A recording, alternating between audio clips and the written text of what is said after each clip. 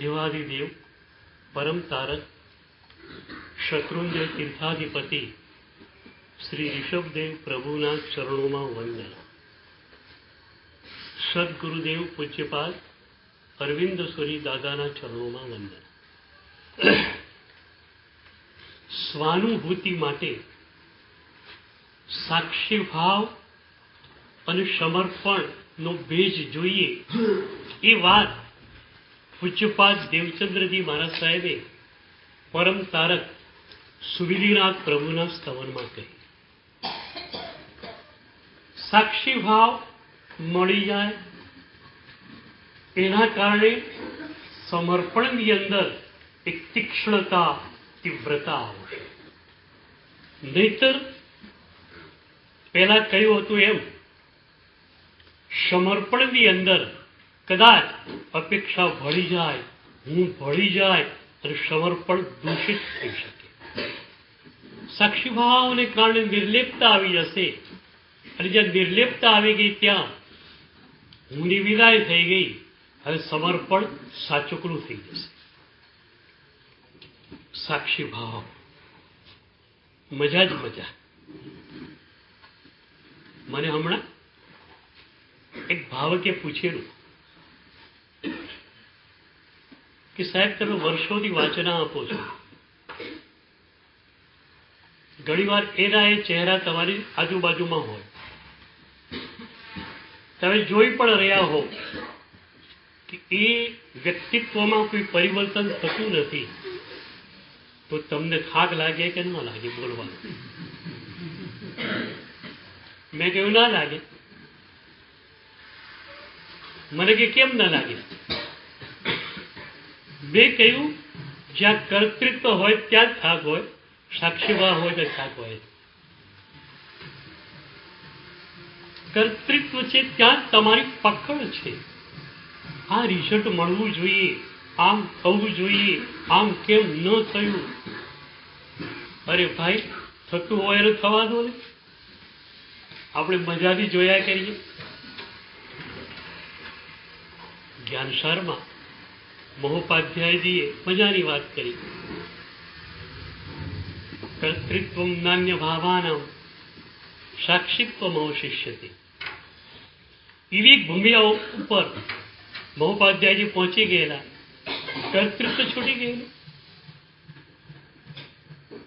ગ્રંથો રચાયા,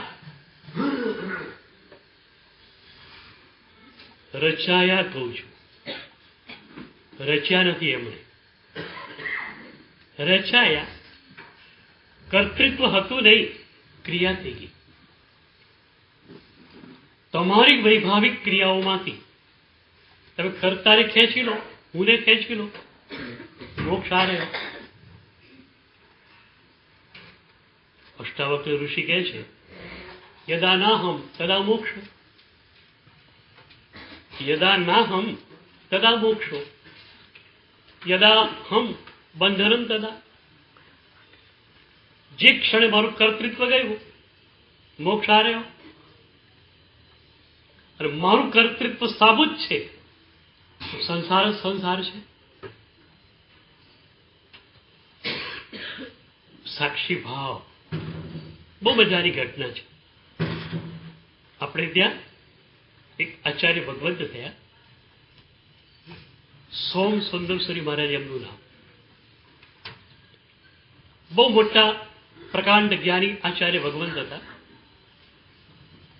એકવાર સાપ એમના પગે કરડ્યો. એ જમાનાનો ઉપાસ રહ્યો. આજુબાજુમાં જંગલ હોય, જંગલમાંથી એક સાપ આવીને આચાર્ય ભગવંતના પગે ડસ્યો. સાપને પણ આચાર્ય ભગવંતનું ચરણું જ ગમે ને, બીજું શું ગમે?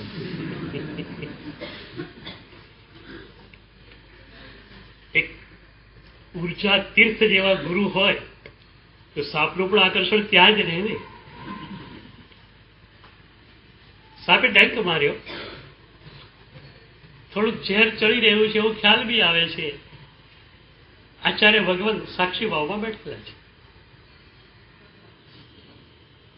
જીવનનો પર્યાય ખુલે કે મૃત્યુનો પર્યાય ખુલે, શું ફરક પડે છે એમના માટે? આપણને બધો ફરક લાગે છે, કારણ કે આપણે કર્તૃત્વની દુનિયામાં છીએ. સાક્ષી ભાવની દુનિયામાં આવ્યા શું ફરક પડે છે? જે પણ પર્યાય ખોલે એને ખોલવા દો. તમે માત્ર દ્રષ્ટા છો.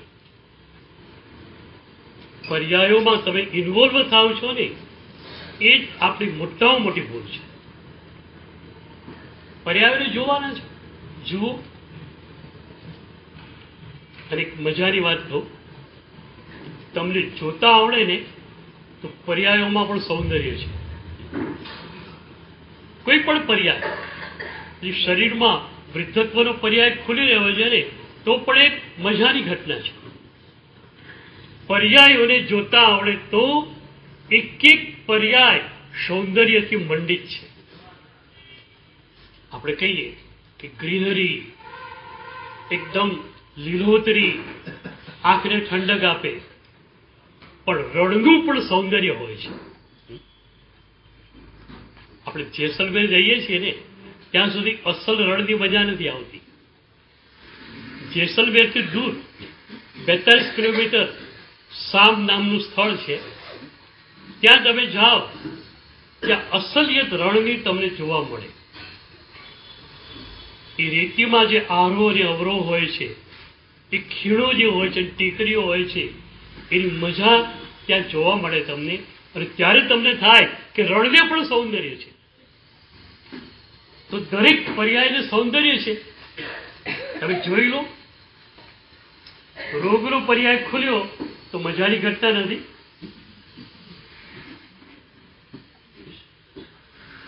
આપણે કહીએ રોગ આવ્યો, મહાપુરુષો કહેતા રોગ જઈ રહ્યો છે. સનત કુમાર મુનિને 700 વર્ષ સુધી રોગ પરિસહ રહ્યો. મજાથી એ પર્યાયને જોતા હતા. શક્તિ કેટલી એમની ખબર છે? દેવ બ્રાહ્મણનું રૂપ કરીને આવ્યો અને એણે કહ્યું, હું વૈદ્ય છું અને તમારા દર્દને મટાડી દઉં. સનત કુમાર મુનિ હસ્યા, અચ્છા તો મારા દર્દને મટાડી આપીશ ને? બહુ સરસ, કર્મનું દર્દ મને લાગુ પડેલું છે એને હટાવી દે. પેલો કે તો મારી તાકાત ક્યાં છે? એ વખતે શરદ કુમાર મુનિએ આંગળી ઉપર થૂંક લીધું પોતાનું, ચામડી ઉપર લગાડ્યું, સોનાવરની ચામડી થઈ ગઈ. આટલી તાકાત એમની પાસે હતી, પણ રોગના પર્યાયને જોતા હતા. પર્યાયોને જુઓ. અને હું તો આગળ વધીને કહું, પર્યાયોને માણો. કોઈ પર્યાય ખોટો નથી. તમે લેબલો ખોટા લગાડ્યા છે. આ પર્યાય ખરાબ ને આ પર્યાય સારો. પર્યાયને ક્યારે લેબલ નહીં લગાડો. પર્યાય પર્યાય છે. આચાર્ય ભગવંતને સાપે ડંખ માર્યો. ઝેર શરીરમાં પ્રસરી રહ્યું છે. શ્રાવકો તો ધમાધમ કરી મૂકે. માંત્રિકોનું બોલાવો, આને બોલાવો, તેને બોલાવો. આચાર્ય ભગવંતને કશું જ કરવું નથી, કારણ જીવન અને પર્યાયમાં કોઈ મૃત્યુમાં એમનો કોઈ ફરક લાગતો નથી. જીવન અને મૃત્યુ બંને સરખા જ છે. આખરે મૃત્યુ છે શું? ગીતા કહે છે વસ્ત્રોને બદલી નાખવા, એનું નામ મૃત્યુ. આ શરીર જૂનું થઈ ગયું, બદલી નાખો, નવા શરીરમાં પહોંચી જાય. તમારી ધારા સાધનાની ચાલુ રાખો. શ્રાવકો ધમાલ કરી મૂકીએ છે. એ વખતે જ્ઞાની આચાર્ય ભગવંતે કહ્યું કે તમે કોઈ ધમાલ ન કરો. મારું આ જે વિષ છે એને દૂર કરવા માટે એક જ ઔષધિ કામની છે, વિષહર વેલી. અને એ વેલી તમને કલાક પછી તરત મળી જાય એવું છે. પૂર્વ દિશાના નગરના દરવાજા તમે જાઓ, એક કઠિયારણ બાઈ આવશે. એટલે જે ભારો પોતાના માથા ઉપર લીધો રહેશે, તેમાં ઈંડોળી તરીકે આ સર્પહર વેલી લીધેલી છે. ઈંડોળી એને ખોવાઈ ગઈ હશે, વેલડીની એને ઈંડોળી કરી નાખી. પણ એ વેલડી સર્પહર વેલડી છે. તો તમે ભારો વેલડી સાથે લઈ લો અને એ વેલડીનો ઉપયોગ કરીશું એટલે મારું ઝેર બધું ખતમ થઈ જશે. એ પ્રમાણે વેલડી લેવામાં આવી, એને ઘસીને ડંખની જગ્યાએ ચોપડવામાં આવી, બધું ઝેર નીકળી પડ્યું. એક જ્ઞાની આચાર્ય ભગવંતે વનસ્પતિ ગાયની આ વિરાધનાના સંદર્ભમાં યાવત જીવન 6 વીઘેનો ત્યાગ કર્યો છે. એટલે આપણને એક આશ્ચર્ય થાય કે નિશ્ચયના પાર દૃશ્વા આવા જ્ઞાની ભગવંતો વ્યવહારની અંદર પૂરેપૂરા હતા. અને એટલે જ હું કહું છું કે આપણા વ્યવહારને ક્યારે પણ આપણે ગૌણ કરવાનો નથી. આજે યાત્રા કરવા ગયેલો, શું લોકોની ભક્તિ વિભાષણ થાય કે પ્રભુને જોવા કે ભક્તોની આંખોને જોવા. એ ભક્તોની આંખોમાં દાદા માટેની જે ભક્તિ, દાદા માટેનો જો પ્રેમ. અમે લોકો 12 વાગે ઉતરતા હતા, 12 વાગે ચડનારા ઘણા બધા હતા. બસ દાદાને મળવા જવું છે, ન ઠંડી ન ગરમી ન કાંઈ. આજે વ્યવહાર માર્ગ છે ને એ અહોભાવની એક્સ્ટ્રીમ પોઈન્ટ પર આપણને મૂકી દે છે. અને એકવાર તમે અહોભાવના એક્સ્ટ્રીમ પોઈન્ટ પર આવ્યા ને પછી શુદ્ધ તમારાથી બહુ દૂર નથી. અહોભાવનો હું પક્ષપાતી એટલા માટે છું કે જે રાગ, દ્વેષ અને અહંકારને આપણે શિથિલ પણ કરી શકતા નથી, દૂર કરી શકવાની તો વાત જ નથી, શિથિલ પણ નથી કરી શકતા. અહોભાવની ક્ષણો એ રાગ, દ્વેષ અને અહંકારને એકદમ શિથિલ કરી નાખે છે. એકદમ અહોભાવ છે પરમાત્મા પ્રત્યેનો, સદગુરુ પ્રત્યેનો, પ્રભુ શાસન પ્રત્યેનો. એક ક્ષણોમાં કોઈ પદાર્થ કે વ્યક્તિ પ્રત્યેનો રાગ તમારી પાસે નથી, એ વખતે કોઈના પ્રત્યેનો દ્વેષ તમારી પાસે નથી, એ વખતે તમારી પાસે અહંકાર પણ નથી. તો અહોભાવે તમને શું આપ્યું? રાગ, દ્વેષ, અહંકારની શિથિલતા આપી. એટલે કે સાક્ષી ભાવની એક મજાની ભૂમિકા અહોભાવના એક્સ્ટ્રીમ પોઈન્ટે પણ તમને આપી દીધી. હવે સહેજ જ પછી તમારે આગળ ચડવાનું રહે છે. કરવાનું શું છે હવે? એ જે અહોભાવ તમને મળે છે અત્યારે એ કોન્શિયસ માઇન્ડના લેવલનો છે. એને સાતત્યમાં તમે નહીં જાઓ એટલે અસ્તિત્વના સ્તર પર ઉતરી જાય. બહુ મોટી વાત કે છે નહીં આમાં. અને એટલે જ આ પરંપરા પ્રત્યે હું નતશીર માણસ છું. શીર ઝુકાવું છું કે કેટલી અદ્ભુત પરંપરા અમને મળી છે. આટલી અદ્ભુત પરંપરા, ડગલેને પગલે અહોભાવ. બસ માત્ર આટલું કરવું છે. કોન્શિયસ માઇન્ડના લેવલ ઉપર જે અહોભાવ છે એને અસ્તિત્વના સ્તર પર લઈ જાઓ એટલે એ જ શુદ્ધમાં પલટાઈ જશે. હું ઘણી વાર કહું છું, અષાઢ મહિને પહેલો વરસાદ પડ્યો, 2 ઇંચ વરસાદ ભલે પડ્યો, થોડી વારમાં ધરતી સુકાઈ જશે. પણ વરસાદ રિપીટ થયા કરે તો 2 કલાકે પડ્યા જ કરે તો અઠવાડિયા સુધીમાં ધરતીના એકદમ ભીતર સુધી એકદમ વિનાશ પહોંચી જશે. આપણે આ કામ કરવું છે, આપણા અહોભાવને ધીરે ધીરે ધીરે ઊંડો ઉતારવો છે. પછી સાક્ષીભાવ દૂર નથી, સમર્પણ તો આવી જ ગયું. અહોભાવને તમે જો અસ્તિત્વના સ્તર પર લઈ ગયા એ જ સમર્પણમાં ફેરવાઈ ગયું. અને આ કક્ષાએ તમે આવ્યા કે જ્યારે તમારો રાગ, દ્વેષ, અહંકાર શિથિલ બન્યા છે ત્યારે સાક્ષીભાવની ઊંચાઈ પર પહોંચવું એ પણ કોઈ અઘરું કામ નથી. આપણને જે મળ્યું છે ખરેખર અદ્ભુત મળ્યું છે. તમે સામાયિક ઔષધ કરો, અષ્ટપ્રવચન માતાનું પાલન કરો. આપણું ધ્યાન અને કાયસ્તર્ગ શું છે? માત્ર અષ્ટપ્રવચન માતાની સાધના છે, ત્રિગુપ્તિની સાધના છે.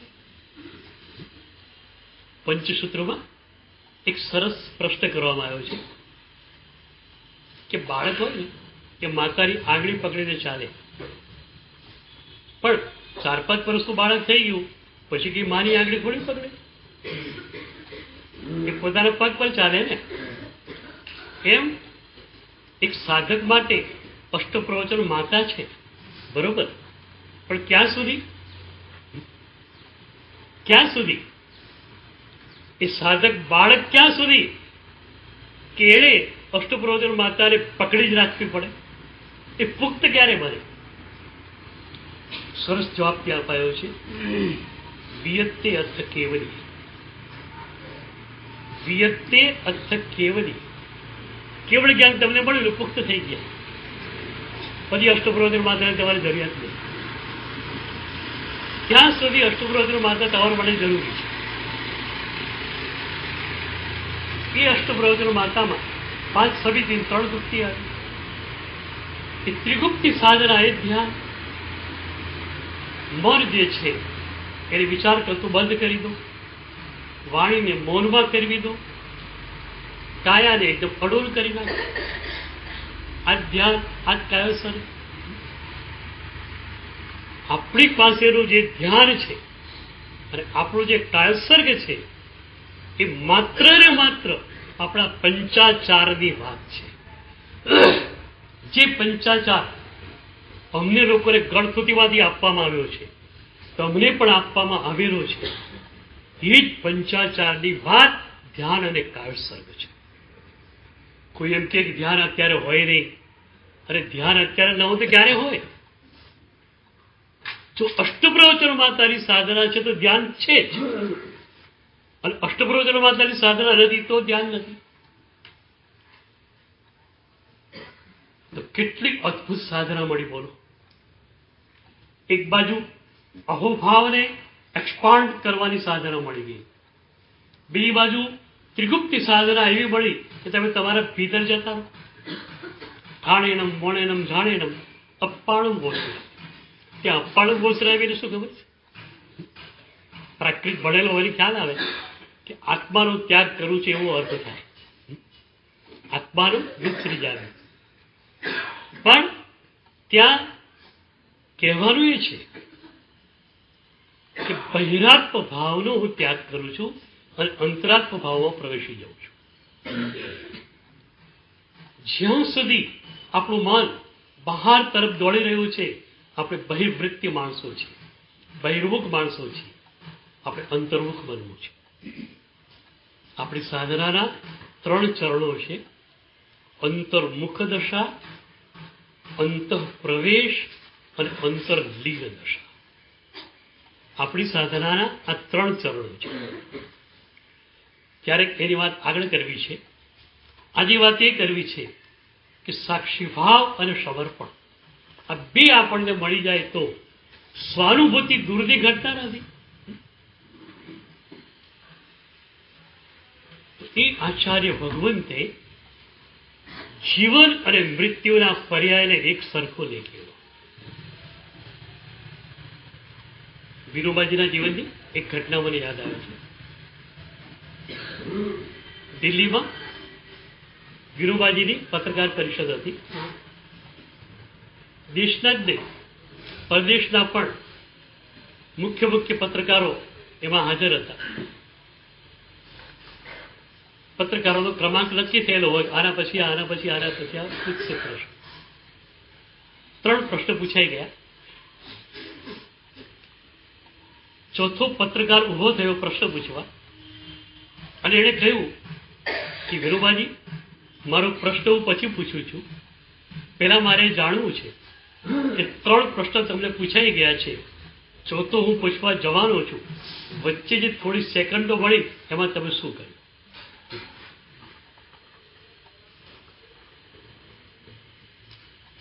વિનોબાજી કેટલા સાક્ષી ભાવમાં પહોંચ્યા હશે વિચાર કરો. દેશના નહીં, પરદેશના મુખ્ય પત્રકારો આવેલા છે, અને આવતીકાલના વર્તમાન પત્રો બધા જ વિનોબાજીના વક્તવ્યના હેડિંગથી ઉભરાવાના છે. સહેજ જો બોલવામાં ચૂક થઈ જાય તો પણ મુશ્કેલી, સરસ બોલાઈ ગયું હોય અને અહંકાર ન આવે એવું પણ ન બને. 3 પ્રશ્નો ખરેખર સરસ હતા. ઉત્તરો પણ વિનોબાજીએ બહુ સરસ આપેલા. દેખીતી રીતે અહંકાર ઉત્પન્ન થઈ જાય. પણ વિનોબાજી એમણે પેલા પત્રકારને કહ્યું કે 3 પ્રશ્નો પૂછાઈ ગયા, ચોથો તમારે પૂછવાનો છે. વચ્ચે ટાઈમ મળ્યો, એમાં મારા ગુરુએ આપેલો મંત્ર છે રામ હરિ, એનું હું ગણું છું, અને તમે નહીં પૂછો ત્યાં સુધી મારું ગણવાનું ચાલુ રહેશે.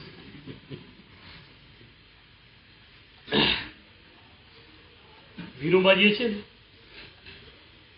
ને છેલ્લે હું શબ્દને ભૂસી નાખેલો કહું છું.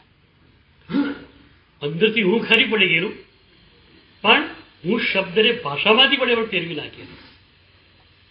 એટલે વિનોબાજી છેલ્લે પ્રવચન કરતા ત્યારે શું કહેતા? आज सुबह बाबा ने ऐसा कहा था, मैंने कहा था नहीं, आज सुबह बाबा ने ऐसा कहा.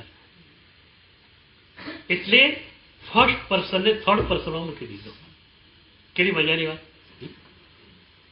તમે તમારી જાતને થર્ડ પર્સનમાં મૂકી દો, કેટલી મજાની આવે. હમણાં એક બહુ સરસ બેસ્ટ સેલર પુસ્તક આવેલું છે, લાઈફ આફ્ટર લાઈફ, જિંદગી પારની જિંદગી. એમાં લેખકે એવા કિસ્સાઓ ભેગા કર્યા છે કે જે લોકો મૃત્યુની નજીક પહોંચી અને પાછા ફરી ગયા હોત. એવો એક કિસ્સો હું વાંચતો હતો. કિસ્સો એવો હતો, એક ભાઈ ઓપરેશન થિયેટરમાં લઈ જવામાં આવેલી, એનેસ્થેસિયાને સૂંઘાડી દેવામાં આવેલો. ઓપરેશન ચાલુ હતું.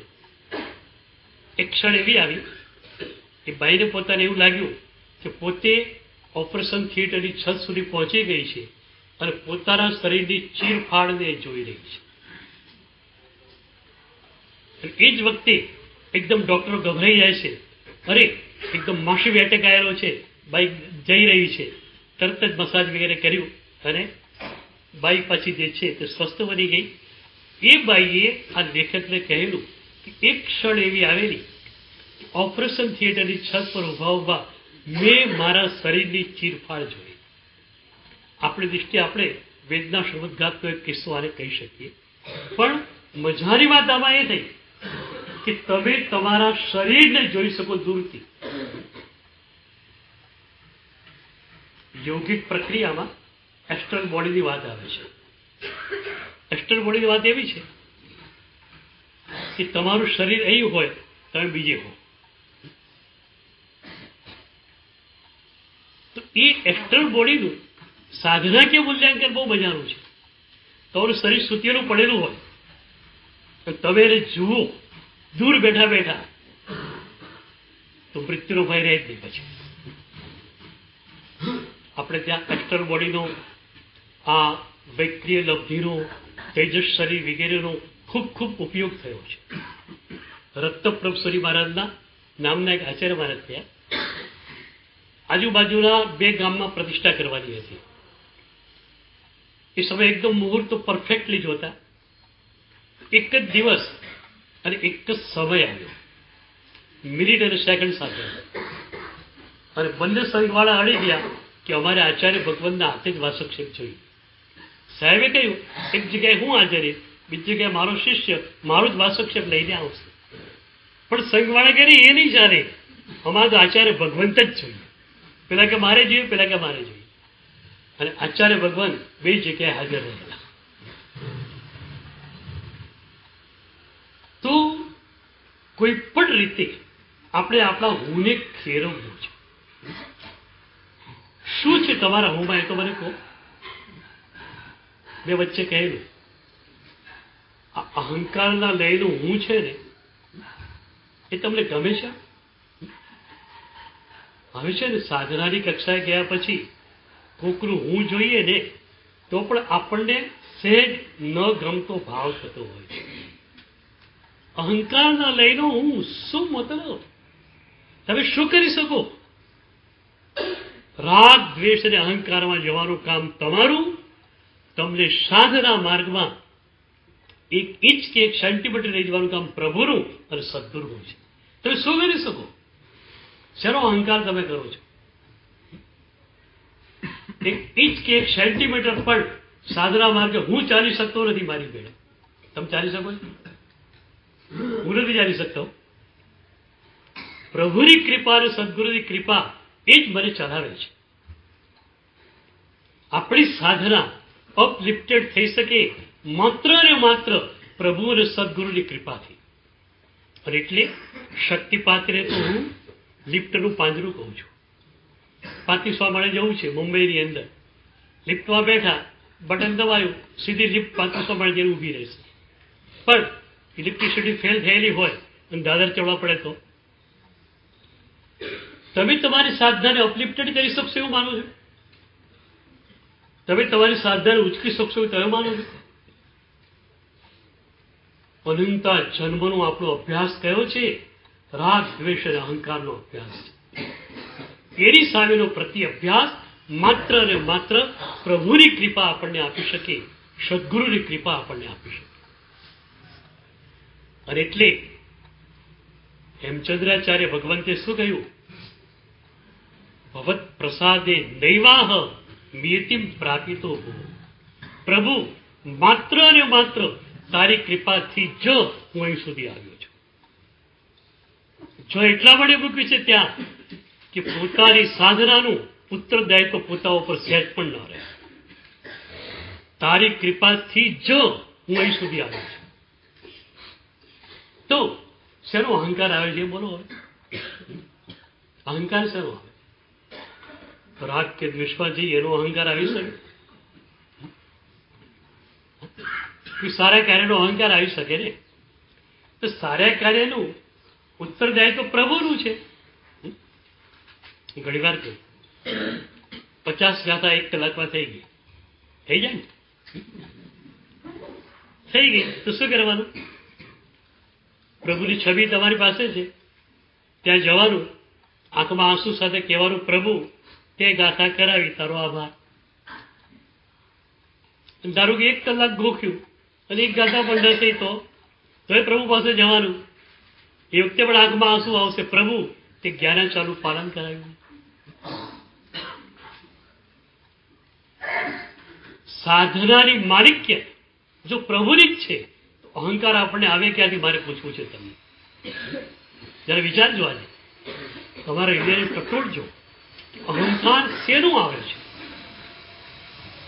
ગુસ્સો કર્યો એનો અહંકાર તો આવવાનો નથી ને. આસક્તિમાં ગયા એનો અહંકાર તો આવવાનો નથી ને. કંઈક સારું કર્યું એનો અહંકાર આવે છે ને. તો જે પણ સારું કૃત્ય તમારું છે એના પરની માલિકિયત પ્રભુની છે. તમારી માલિકિયત છે જ ક્યાં? એક મજાની ઘટના હમણાં વાંચી હતી. એક શ્રીમંત માણસ અને રોજ સેંકડો હજારોનું દાન આપે, નોટોના બંડલ એની પાસે હોય, દાન આપે પણ બીજી નજરે આપે.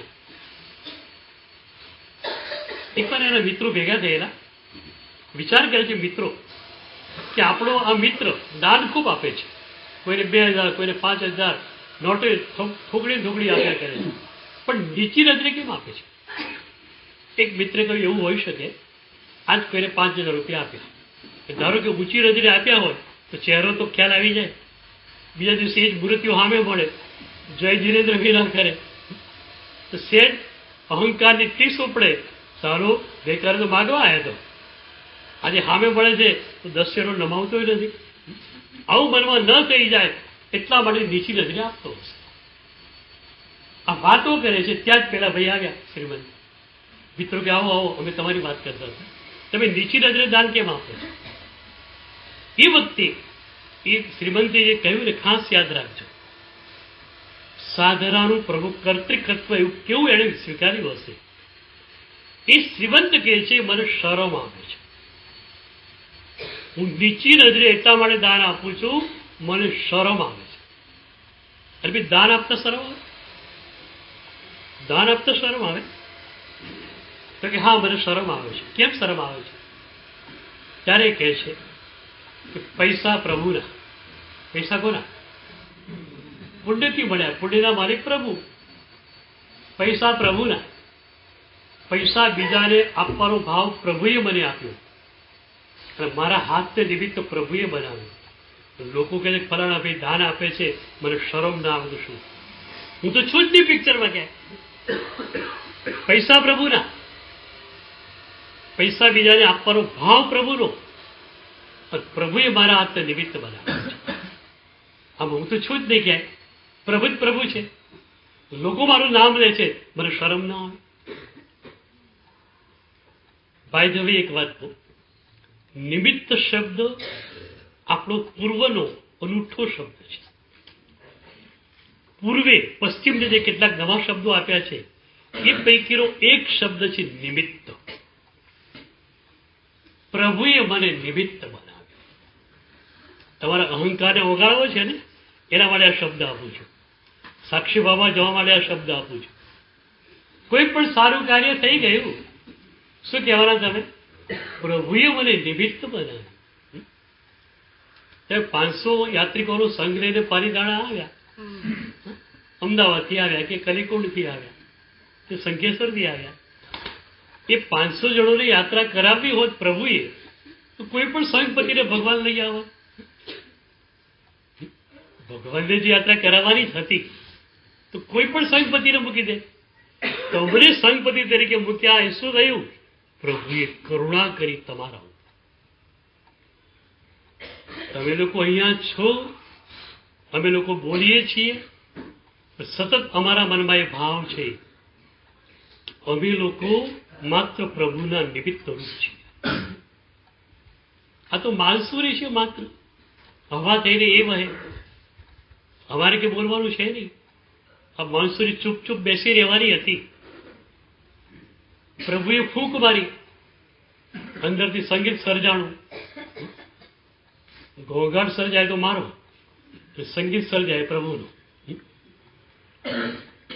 પણ પેલા અહંકારી ચેતના હતો ત્યારે ઘોંઘાટ જ હું કરતો હતો. પછી મને ખ્યાલ આવ્યો કે જ્યાં સુધી હું હશે ત્યાં સુધી ઘોંઘાટ જ થવાનો છે. પ્રભુ આવશે તો સંગીત થઈ જશે. તમારા પૂરા અસ્તિત્વને સંગીતભાઈ બનાવી દો.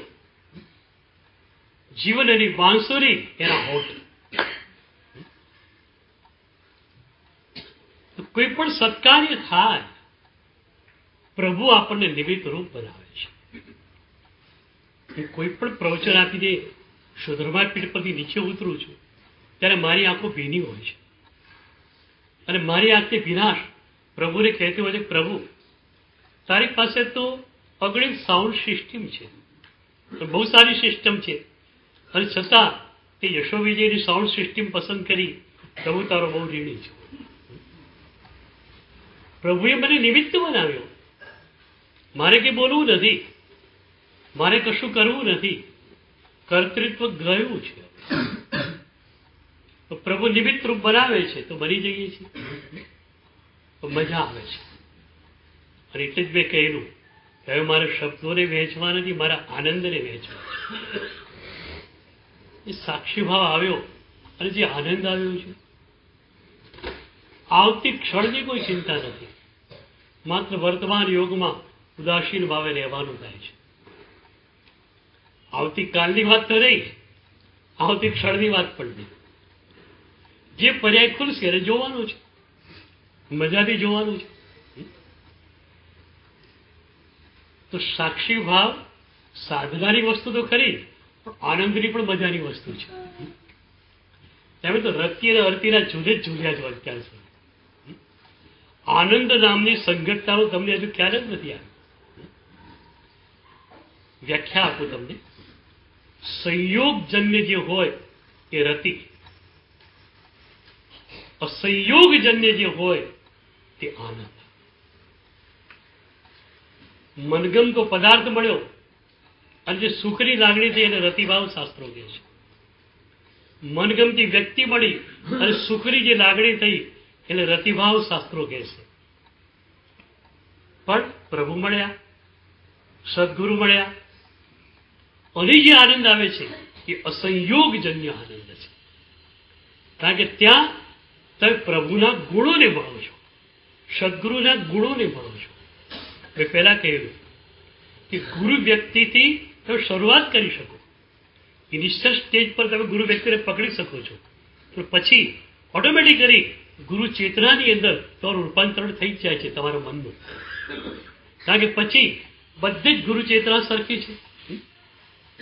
એટલે હું ઘણી વાર કહું છું, there is the same taste and same fragrance in all the respected gurus. દરેક પહોંચેલા સદગુરુઓમાં એક જ સરખો આસ્વાદ છે, એક જ સરખી સુગંધ છે, કારણ કે એ પ્રભુની છે. પ્રભુની છે માટે એક સરખી જ હોવાની છે. તો ઇનિશિયલ સ્ટેજ પર તમે ગુરુ વ્યક્તિને પકડી શકો છો, પણ પછી કુદરતી રીતે ઓટોમેટિકલી તમારા મનનું ગુરુ ચેતનાની ભક્તિમાં રૂપાંતરણ થઈ જતું હોય છે. પછી બધી જ ગુરુ ચેતના તમને એક સરખી લાગતી હોય છે.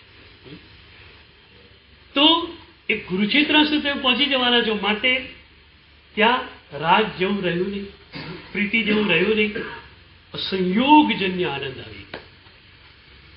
પ્રભુનો સંયોગ એટલે શું છે? અસંયોગ. ઘણી વાર સૂત્ર આપું છું, પરનો અસંગ બરોબર પરમનો સંગ. પરમનો સંગ કરવો છે ને, પરમનો સંગ ચાલુ રાખવો છે. બોલો,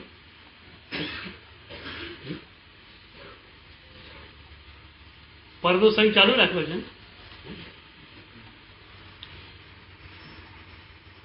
એક બહુ મજાની વાત તમને કરું. એક પદાર્થ પર તમને પ્રેમ છે, એક પદાર્થ ઉપર, તો શું થાય? આપણે આ જન્મમાં માત્ર ને માત્ર પ્રભુ સાથે પૂર્ણ પ્રેમ કરવા આવેલા છે. બહુપાધ્યાય યશો વિજયજીએ પોતાની અનુભૂતિને કેફિયતમાં વર્ણવી, મેરે પ્રભુ શું પ્રગટ્યો પૂર્ણ રાત. આપણે બધા પ્રભુની સાથે પૂર્ણ રાત કરવા માટે આવ્યા છે. અમારી પાસે શું છે? પ્રભુનો પૂર્ણ રાત, પ્રભુની આજ્ઞા પ્રત્યેનું એક પૂર્ણ સમર્પણ. મારા પ્રભુ કેમ ખાવાનું, મારા પ્રભુ કેમ પીવાનું, મારા પ્રભુ કેમ જીવવાનું. તો હવે એક પદાર્થ પર પ્રેમ આવી ગયો, મતલબ એ થયો કે 100% જે તમારે પ્રભુ પ્રત્યે પ્રીતિ કરવાની હતી એમાં 5% ગઈ. પછી બીજી વ્યક્તિ ઉપર થશે તો બીજા 5% ઉડ્યા, બીજા પદાર્થ ઉપર થશે તો ઉડ્યા. હકીકતમાં પરના સંગથી તમારું અસ્તિત્વ એટલું ઘેરાઈ ગયું છે કે પરમનો સંગ થશે ક્યાં? એ તો મને સમજાવો. તમારી બધાની ઈચ્છા છે પરમનો સંગ કરવાની, બરોબર ને? પ્રભુનો સંગ કરવો છે, અને એના માટે જ આ જીવન છે, આપણો અવતાર કૃત્ય જ આ છે. તો તે પ્રભુનો સંગ કરશો ક્યાં? કયા રીતેમાં કરશો? પરના સંગથી જે અસ્તિત્વ પૂર્ણ દૂષિત થયેલું છે એમાં પરમનો સંગ કરી શકશો? તમને ખબર છે પ્રભુ ચેતના શું કામ કરે છે? તમે ક્યારેક પ્રાર્થના કરો, પ્રભુ તું જોઈએ જ, તારા વિના ચાલે એમ નથી. ત્યારે પ્રભુ ગુરુ ચેતનાને કહે છે કે ભાઈ આની ઈચ્છા થઈ છે, પણ આને ખ્યાલ નથી આવતો કે કઈ રીતે હું એને મળી શકું. એ કહે પ્રભુ તું મને મળી જા, હું તો મળવા આતુર પણ છું, પણ કઈ રીતે મળાય એને ખબર નથી. એનું પૂરું અસ્તિત્વ પરના સંગમાં વહેલું છે. એ માત્ર શબ્દોમાં મને કહે છે કે પ્રભુ તું મને મળી જા, તો માત્ર શબ્દોનું સ્તર એની પાસે છે, અને અસ્તિત્વ તો પરના સંગમાં ડૂબેલું છે. હું સી રીતે એને મળું? એટલે પ્રભુ ગુરુ ચેતનાને કહે કે પરમના સંગનો આસ્વાદ કેવો હોય એની વાતો એની પાસે કરો.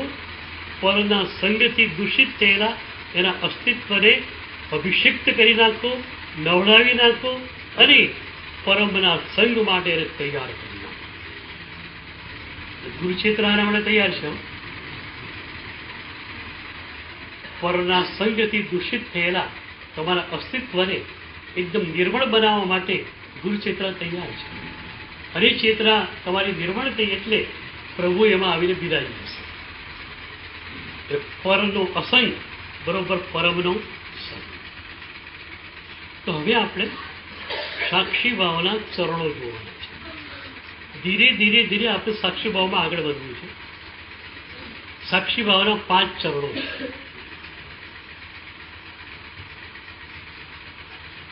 પદાર્થ સંગ વિમુક્તિ પહેલું ચરણ,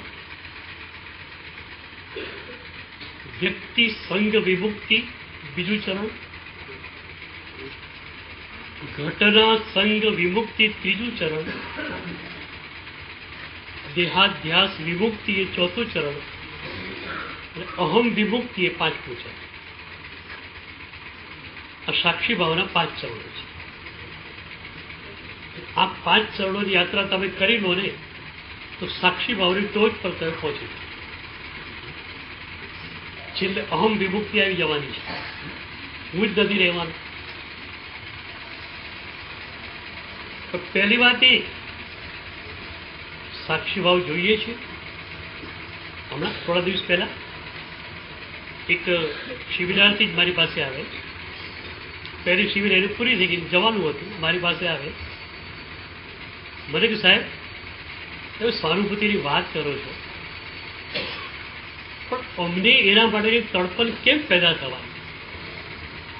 એને વાત કરી, સાહેબ કેરીનો રસ મેં ચાખ્યો છે તો કેરીનો રસ મને ગમે છે. મેં પેંડો ચાખ્યો છે, ખબર છે મીઠો છે માટે હું ખાઉં છું, પણ સહાનુભૂતિ મેં ચાખી જ નથી.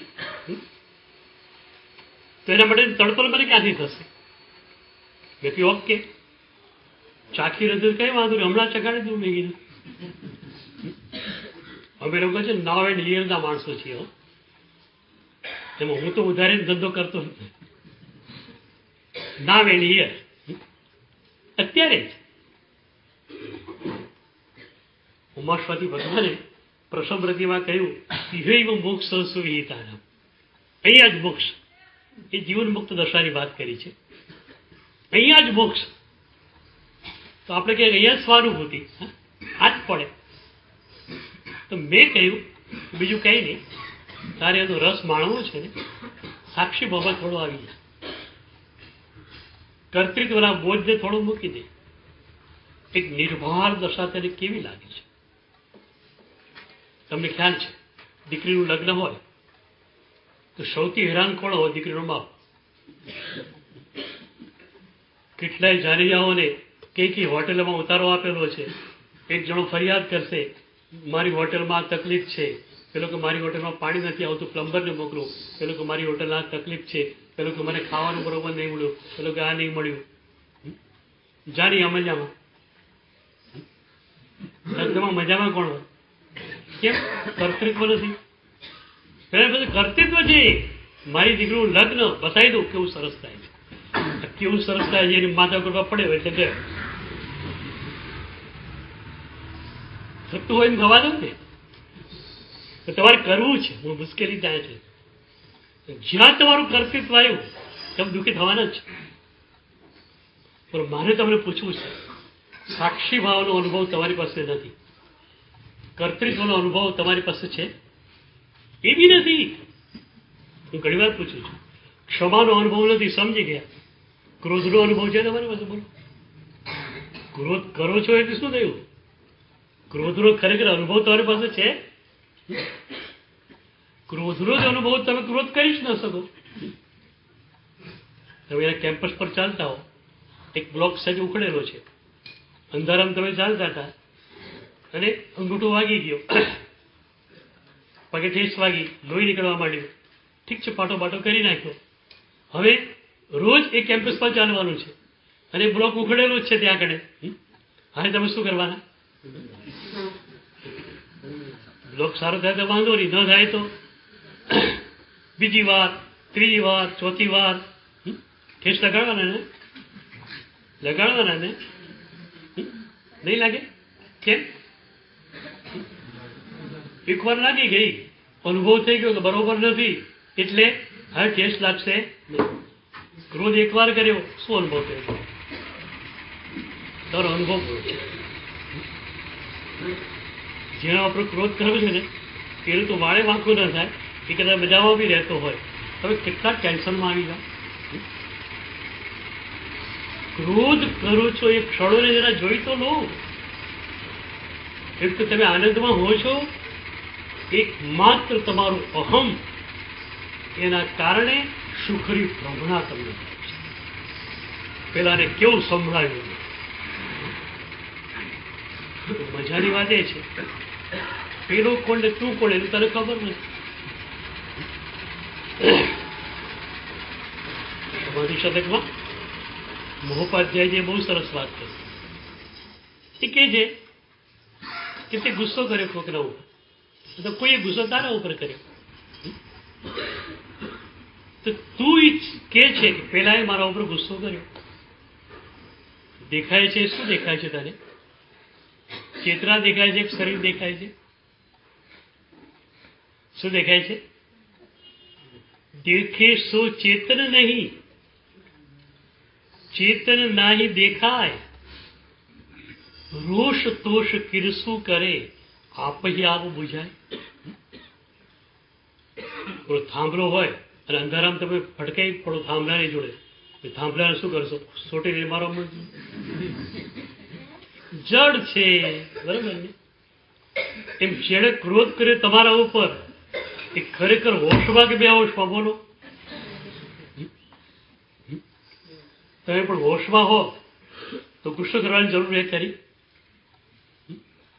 અહંકારને કારણે બેહોશ થઈ ગયા. બસ કેમ મને કેમ કહી જાય? હવે તને ક્યાં કીધું છે? તું આનંદ ગરાત્મા છે, તારા શરીરે કીધું છે. બાજુવાળાને કીધું તમને વાંધો આવે? તમારી તકલીફ ક્યાં છે? આને હું માની લીધું, એટલે શરીરે હું માની લીધું એટલે મને કીધું. તને ક્યાં કીધું જ છે? પણ તું આ છે. સ્વામી રામ એક વાર બહારથી ફરીને આશ્રમમાં આવ્યા, હસતા હોય છે. સ્વામીરામનો પણ સાક્ષી ભાવ સરસ હતો કે આપણે છે ને દૃષ્ટિઓને માનીએ છીએ, ચોથી દૃષ્ટિ સુધી સમ્યક દર્શન ભલે ના હોય, પણ ગુણોનો વિકાસ તો બહુ સરસ થતો હોય છે. સાક્ષી ભાવ એમને બહુ સારો હતો, એટલે એ હું શબ્દનો પ્રયોગ પોતાના શુદ્ધ વ્યક્તિત્વ માટે કરતા, અસ્તિત્વ માટે કરતા, અને શરીર માટે રામ શબ્દનો પ્રયોગ કરતા. લોકો રામ તરીકે બોલાવતા, રામ આ, હું અલગ, હું આ નહીં, હું રામ નહીં. તો હસતા હોય છે આશ્રમમાં. કોઈ પૂછે કેમ હસો છો? તો એમણે કહ્યું, આ તે એક જણાએ રામને બહુ ગાળો આપી, હું જોતો હતો. એક જણાએ રામને બહુ ગાળો આપી, હું જોતો હતો. તમે આવું કરી શકો? આને અપાય છે, મારે શું? જો તમે સાધક છો, તમારી ભાષા તો કમસે કમ ફરી જવી જોઈએ. તાવ આવે તો શું કહેવાના? મને તાવ આવે એમ કહેવાના કે શરીરે તાવ આવે એમ કહેવાના? કોને આવે?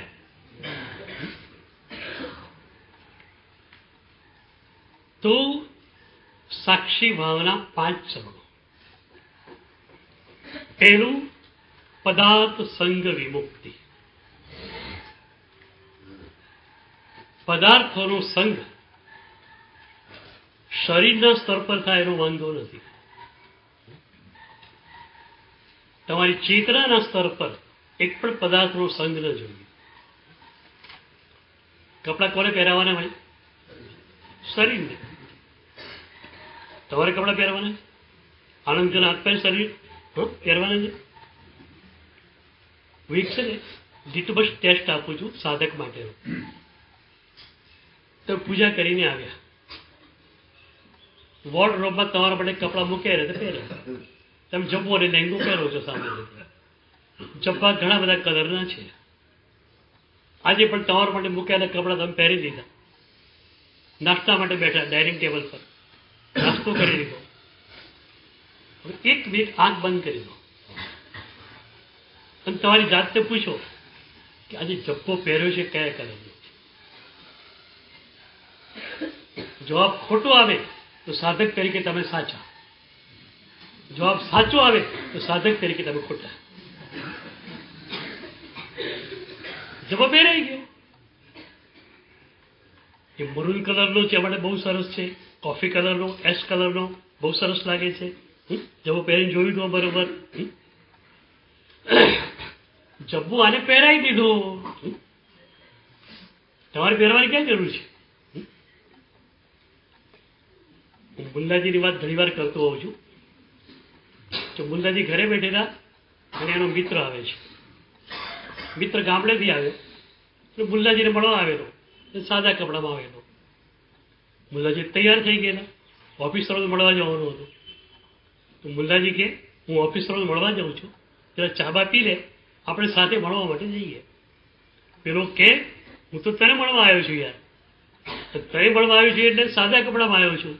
ઓફિસરોને ત્યાં કે મોટા માણસો ત્યાં જવું હોય તો જરા કપડાં સારા પહેરવા પડે ને. મુલ્લાજી કે એમાં શું છે, મારું તારું શરીર સરખું જ છે, મારો એક સરસ નવો જબ્બો છે, તને આપી દઉં. તો મુલ્લાજીએ મિત્રને નવો જબ્બો પહેરાવી દીધો. જબ્બો કોણે પહેર્યો? મિત્રે. ગરબડ શું થાય છે? ઓફિસરને ત્યાં ગયા, પેલા ઓફિસરને ત્યાં બધી વાત કરી, મિત્રને પણ ઇન્ટ્રોડ્યુસ કરાયો. આ મારો મિત્ર છે, ગામડે રહે છે, ખેતીવાડી બહુ મોટી છે. અરે મારો એકદમ જીગરજાન મિત્ર છે, અને એટલે જુઓ એને જબ્બો પહેર્યો છે મારો જ છે.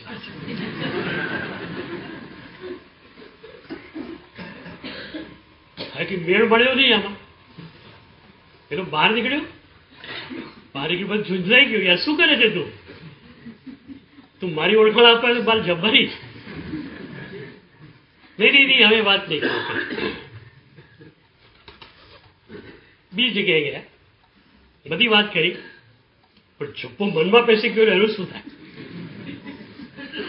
તો પેલા શરીર ઉપર, તો મુલ્લાજીના મનમાં ઘૂસી ગયેલો. એ મિત્રને ઇન્ટ્રોડ્યુસ કરાયો, અને પછી કહ્યું કે ગામડેથી આવે છે, આમ છે તેમ છે, અને એમણે જબ્બો પહેર્યો છે એમનો પોતાનો જ છે, મારો નથી.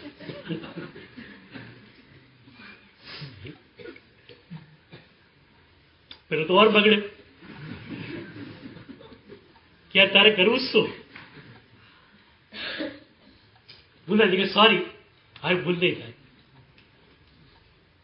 ત્રીજી જગ્યાએ ગયા, બધી વાત થઈ ગઈ, ઇન્ટ્રોડક્શન અપાઈ ગયું.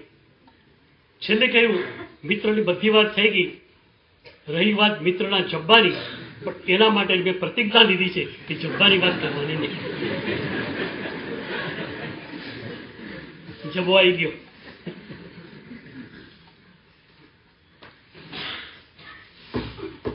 તમે ક્યાં જબ્બો પહેર્યો છો? તમે પહેર્યો છે કે આને પહેરાવ્યો છે? બોલો.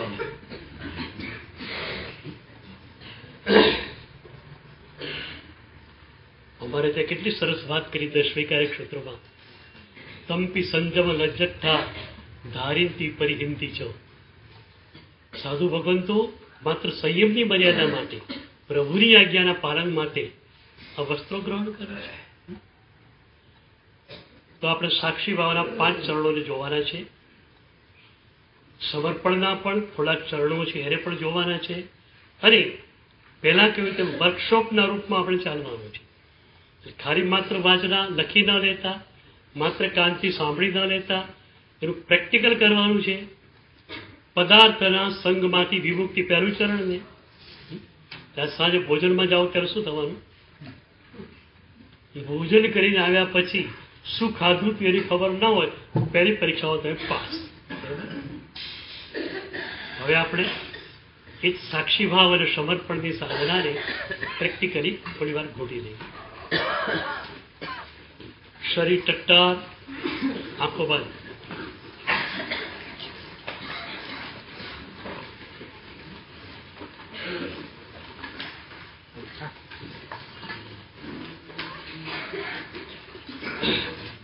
પહેલું ચરણ ભાવ પ્રાણાયામ.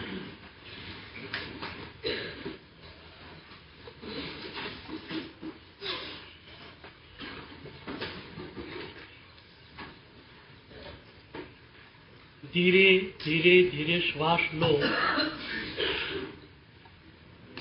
ધીરે ધીરે ધીરે શ્વાસ છોડો.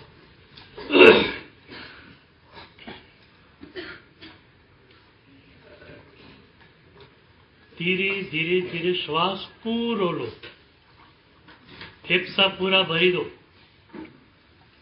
ધીરે ધીરે ધીરે શ્વાસ પૂરો કાઢી નાખો.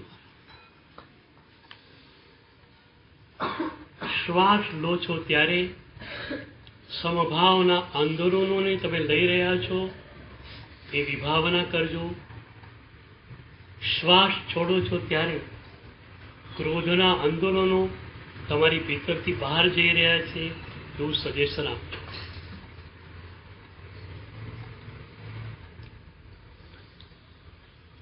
કોઈ વિચાર નહીં, શરીર તટ્ટાર, આંખો બંધ, વિચાર નહીં, ઊંઘ નહીં, કેવળ જાગૃતિ.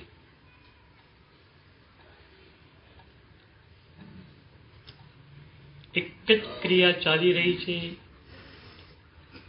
શ્વાસ લેવાઈ રહ્યો છે, શ્વાસ છોડાઈ રહ્યો છે.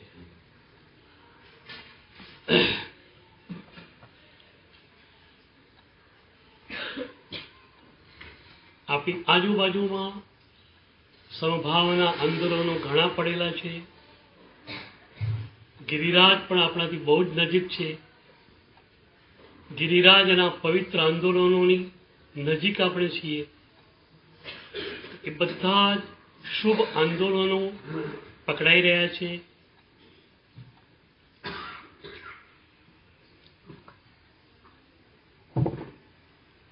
અશુભ આંદોલનો બહાર નીકળી રહ્યા છે.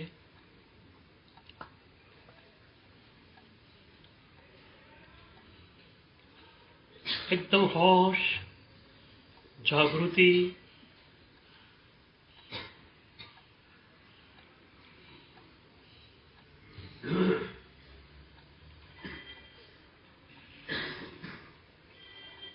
હવે જો શ્વાસ લેવાઈ રહ્યો છે, છોડાઈ રહ્યો છે, તો તમે એ પ્રક્રિયાના દ્રષ્ટા બની જાઓ. શરીર શ્વાસ લે છે, શરીર શ્વાસ છોડે છે. તમે માત્ર એ પ્રક્રિયાના દ્રષ્ટા છો.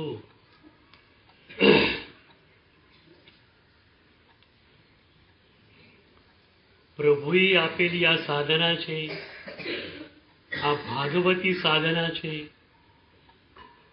આપણે દુનિયામાં ક્યાંય કોઈ પણ જગ્યાએ ધ્યાન સાધના માટે જવાની જરૂર નથી.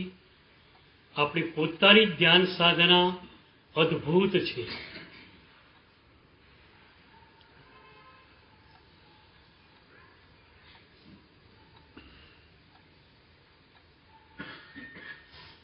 ઘણી બધી યોગ સાધના પદ્ધતિ તમને શરીર સ્વાસ્થ્ય કે માનસિક શાંતિ જ માત્ર આપી દે. આપણે આથી પણ વિશેષ મેળવવું છે આત્મિક નિર્મળતા, આંતર શુદ્ધિ, અને એ આના દ્વારા જ મળે છે.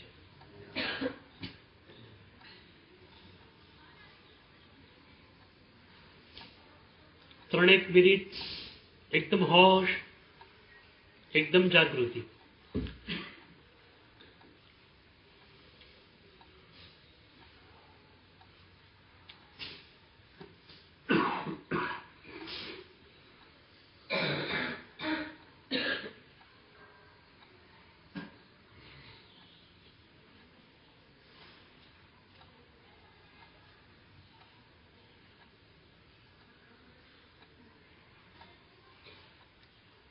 કોઈ વિચાર નહીં, ઊંઘ નહીં. શરીર તટ્ટાર,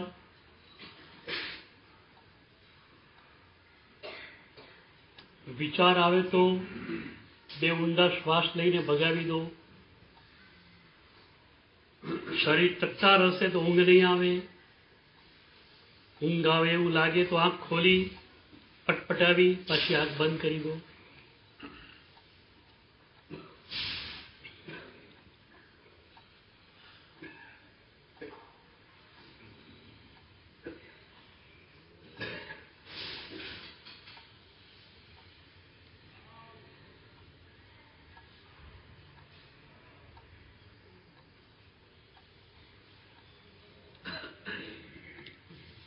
એકદમ જાગૃતિ. અત્યાર સુધી મન યા તો વિચારોમાં રહ્યું છે, યા તો થાકીને ઊંઘી ગયું છે. આપણે આપણા મનને ત્રીજી દિશા આપી રહ્યા છે. ન વિચાર, ન ઊંઘ, કેવળ જાગૃતિ.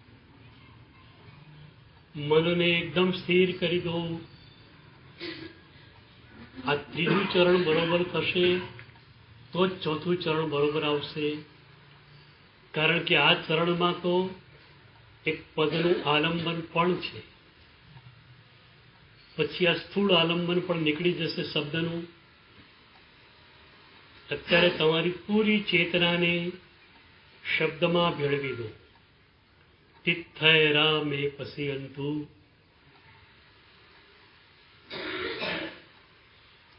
આ એકાગ્રતાની પૃષ્ઠભૂમિકા ઉપર પ્રભુનો સબત્વરૂપી પ્રસાદ આપણા ઉપર વરસશે.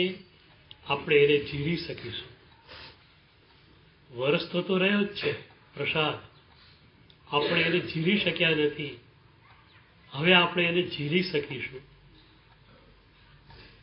કારણ કે એકાગ્ર મન આપણી પાસે થયું છે. અત્યાર સુધી મન જ વિવરિંગ હતું, એમાં પ્રભુની પ્રસાદી કેમ કરીને ઝીલી શકાય?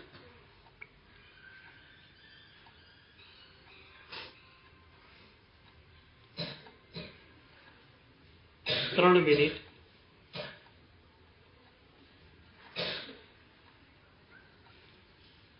एकदम एकाग्रता, होश.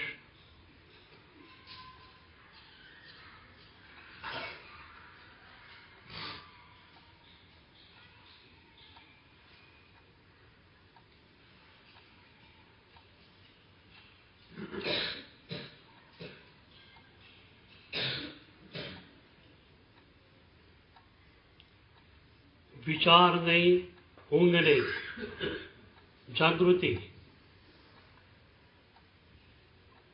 જાગૃતિ એ ધ્યાનનો પાયો છે. વિચારોમાં રહેવું એ પણ પ્રમાદ જ છે, એ પણ ઊંઘ જ છે. કારણ કે તમારું અસ્તિત્વ એમાં પ્રગટતું નથી.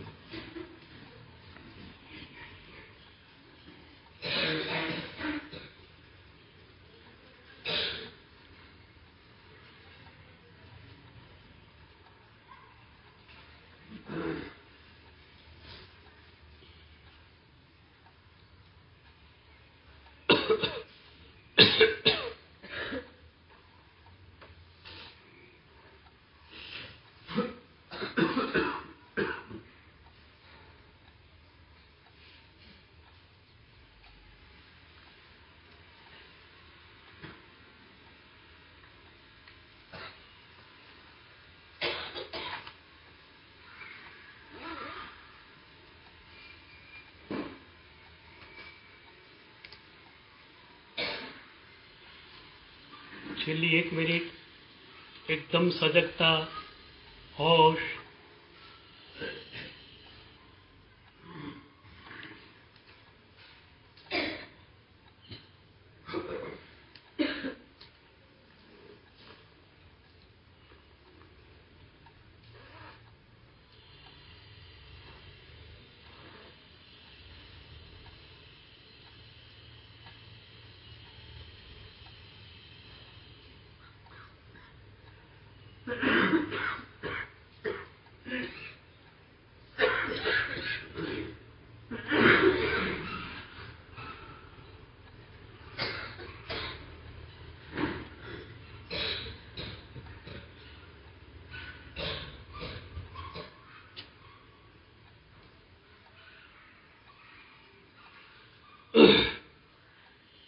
ચોથું ચરણ ધ્યાનાભ્યાસ.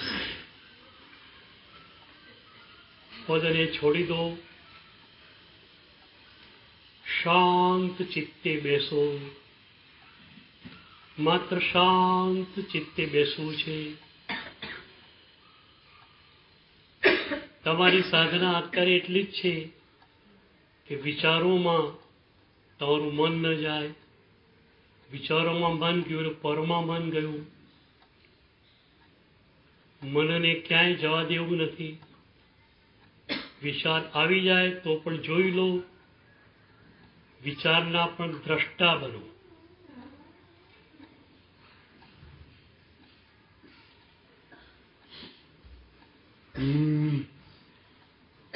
શરીર ટટ્ટાર, આંખો બંધ. તમારી ભીતર સમત્વનું એક ઝરણું ચાલી રહ્યું છે. એ સમત્વના ઝરણાનો અનુભવ કરો.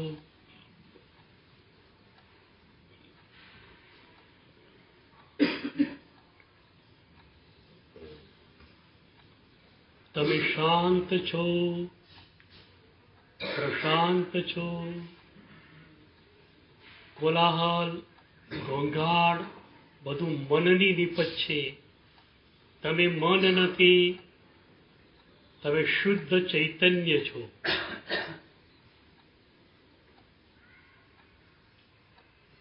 દેહ મન વચન પૂતગલ થકી કર્મથી ભિન્ન તુજ રૂપ રે.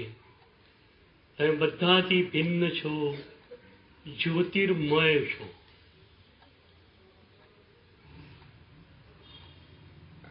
વિચાર પૌદ્ગલિક ઘટના છે, શબ્દો પૌદ્ગલિક ઘટના છે.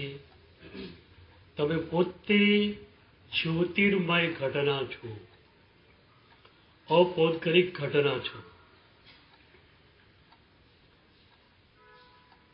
3-4 મિનિટ એકદમ ઉપયોગને જાગૃત કરી દો. ક્યાંય મન બહાર જવું ન જોઈએ. એક વસ્તુ, ઊંઘ ન આવવી જોઈએ. 2, શરીર ટટ્ટાર, આંખો બંધ, વિચાર નહીં, ઊંઘ નહીં. કોઈ પદ તમારી પાસે અત્યારે છે નહીં, અને એથી ચોથું ચરણ ઘણાને અઘરું લાગતું હોય છે, પણ ખરેખર ચોથું ચરણ જ એકદમ સરળ છે. તમારે માત્ર હોવાનું છે. શાંત ચિત્તે બેઠા છો તમે, કંઈ જ કરવું નથી. આ સાક્ષી ભાવનું સૂત્ર આપણને અહીંયા મળે છે. આપણે કંઈ જ કરવાનું નથી, આપણે માત્ર હોવાનું છે. આપણું બિંગ અત્યારે પ્રગટી રહ્યું છે.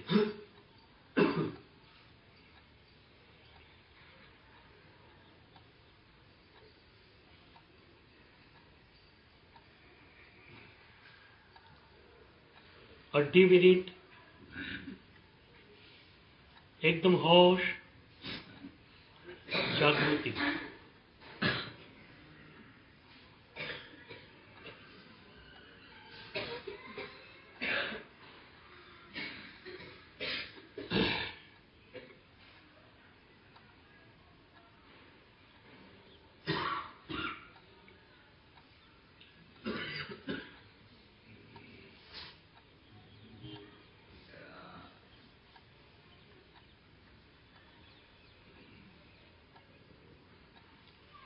વિચાર આવે તો 2 ઊંડા શ્વાસ લઈ વિચારોની ચેનલ તોડી નાખો.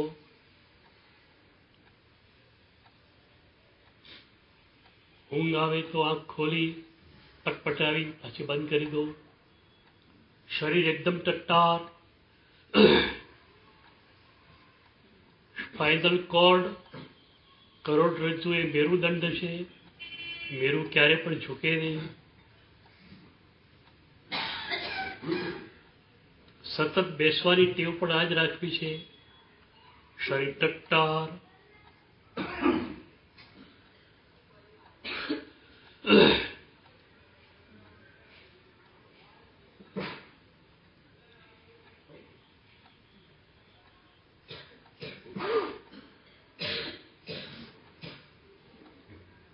છેલ્લી 1 મિનિટ તમે શાંત છો, પ્રશાંત છો.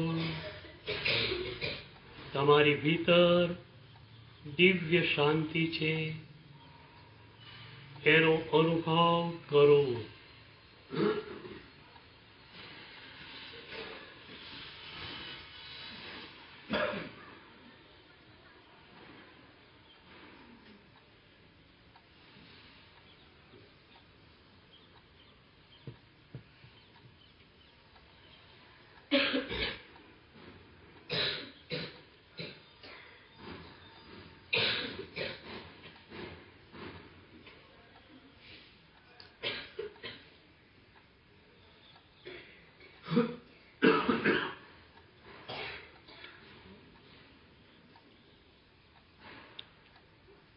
આંખો ખોલી શકો છો?